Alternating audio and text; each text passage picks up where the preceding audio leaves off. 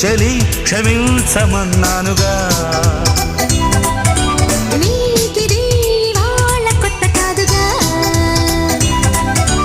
అయ్య బాబో ఎంత వేడి, ఏం చేస్తే చల్లారుతుందది.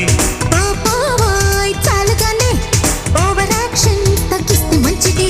సరేలే టుమారో ఇలా వేటు చెయ్యనింక బొట్టు. ఓ చలి క్షమించమన్నానుగా.